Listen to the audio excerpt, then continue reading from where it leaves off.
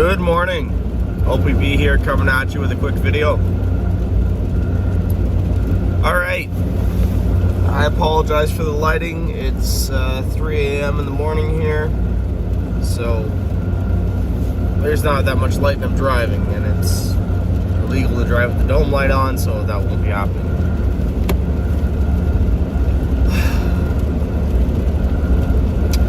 Alright, I just want to do a quick little bushcraft talk and historical references on why I choose some kit while bushcrafting. I tend to look on the Native American time frame towards the like initial discovery kind of thing, things they were carrying, mixed a lot with fur trade, the voyageurs, Hudson's Bay Company, Lewis and Clark, that kind of thing. That time frame is really where I like focusing on my bushcraft equipment, taking what they carried and what they deemed a necessity,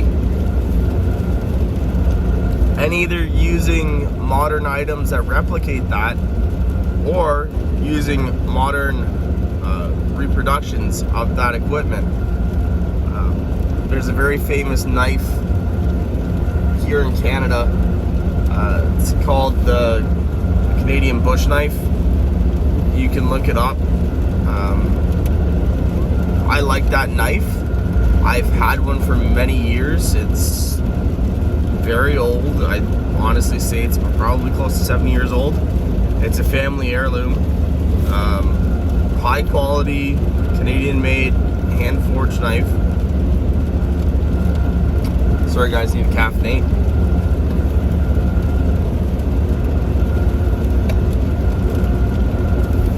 So when you're equipping yourself for a bushcraft trip,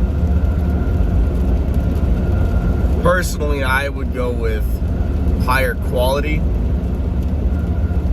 Now yes, quality normally means pricey. You can get some really good equipment such as a Mora and surplus gear for very cheap. High quality gear that's cheap. Yeah, you can do that, but I have plenty of surplus equipment. If you back channel, you're going to see a video on my channel here that showcases some of that equipment, mainly CF82 pattern, Canadian Forces 82 pattern web gear. I have multiple 82 pattern rucksacks that I have different systems put into. Just saves time, really, when you're trying to plan a trip.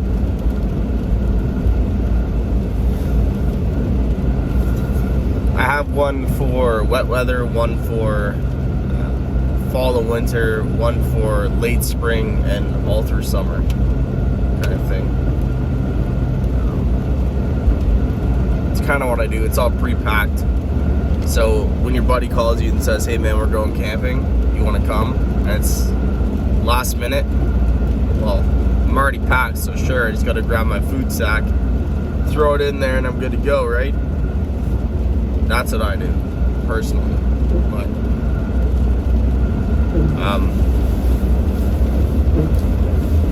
another good piece of kit that I've just ordered, that I've read really good reviews on.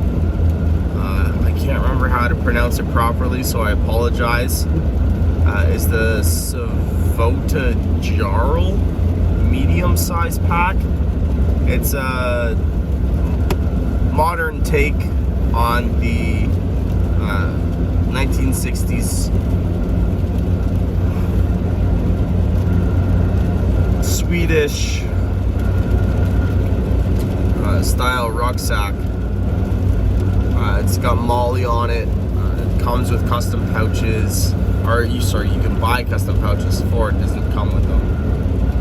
You can get canteen pouches, large side pockets, magazine pouches, etc., etc.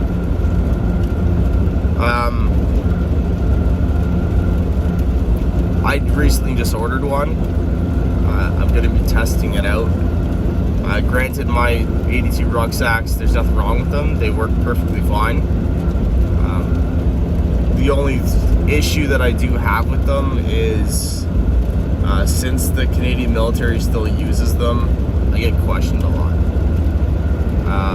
on trails and stuff, and it kind of cuts away from the experience when you're hiking into a trail and you just kind of want to be left alone, and somebody comes up and asks, "Oh, hey man, you in the army?"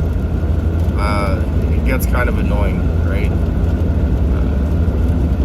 Although it does spark up some cool conversations with some old vets, right? That you can meet on trail. That's pretty cool. I would miss that. I came across one guy one time, and I know this is kind of a sidetrack. I was just stepping onto the trailhead, about to push off, and an elderly gentleman in his 70s, full hiking pack. Guy was very fit, even at 70. So it just goes to show you, age is just a number, man. Don't let your age fool you. Take care of your body, it'll take care of you, right? Anyways, elderly gentleman, he's about 70 years old. He saw the rucksack and he said, "You in the army, son?" I said to him, I said, "No sir, I'm not." He said, "Well, I recognize that rucksack." He said, I was a CL-13 pilot. For you guys that don't know what that is, in the States, it's an F-86 that's been manufactured here in Canada by Canadair. Bigger engine, they were faster, higher climb rate, higher ceiling, etc., etc. So that was pretty cool. Talked to a guy, the only guy who I've ever met that flew a Sabre. So, because of the backpack. We had about a half an hour long conversation, then I decided to step off because it's starting to get a little bit further past when I would have liked.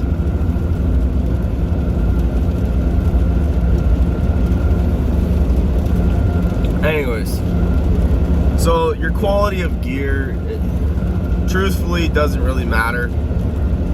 Do you need the $200 knife? You can take a $30 Mora or $10 Mora, put it in the hands of Morris Kohansky, who has since passed away, and he's gonna make that knife look like it's a $300, $400, $500 knife, right? So the mindset and skill set needs to be there first before you get to the buying the fancy gear portion. You have to have that skill set to make that purchase justifiable, in my opinion. Now, a $30 knife with the proper edge is going to cut just as good as a $300 custom-made knife.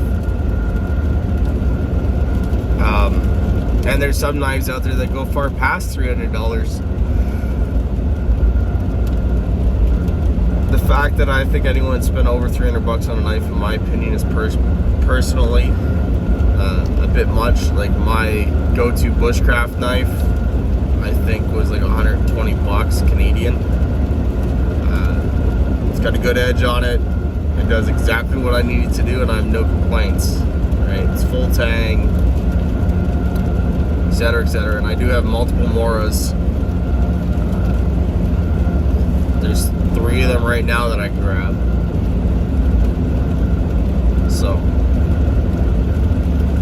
carry option of knives. I know this is a big debate here on YouTube. I'm a fan of the belt dangler. I do use a belt to carry my tools on, and some supplies. I have a belt with like a pouch on it that has fire kit, first aid kit. It's a leather belt, leather pouches. I'll probably do a video on that coming up eventually. It does have about a day and a half's worth of food on there. Some tool maintenance stuff. It's just a belt that I can put on. Should I need to push out, I can push out. It's nothing insane. Like,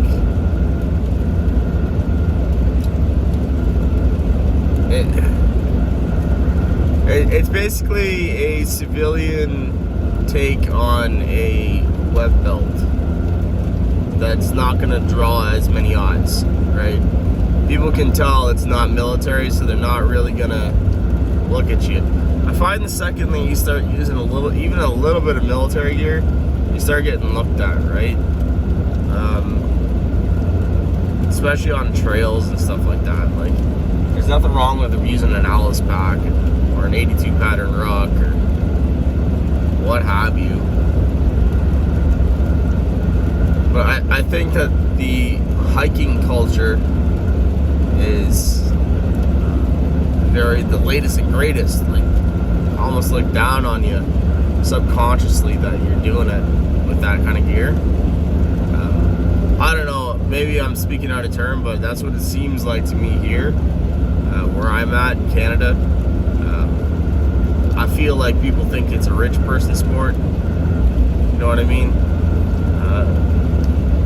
But in all honesty, our ancestors were not rich. Far from. They were carrying leather skin bags. There was no such thing as money, right? So, that's just a quick little bushcraft talk.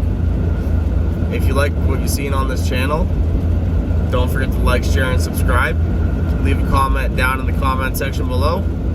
I will be answering questions in video format and comment format moving forwards. If it's a good question, I'll make a video on it. If it's just a simple, hey, what do you think? Or comment on the video, I'll leave it in the comment. You can find me over on BitChute at Ontario Preparedness and Bushcraft. My PayPal's there if you wish to make a donation to the channel. Help give me more time so I don't have to be giving you the same rough views. And you can find me over on Patreon. Again, at Ontario Preparedness and Bushcraft. Subscription there starts at $1 Canadian a month. That's at the time of this video, 71 cents Canadian, or American, sorry. So way less than the price of a coffee. If you can afford that every month and you would like to make a donation to the channel to help grow the channel, please do that there.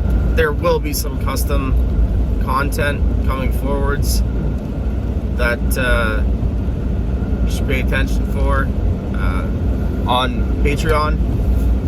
So please go over there and subscribe. This is OPB out.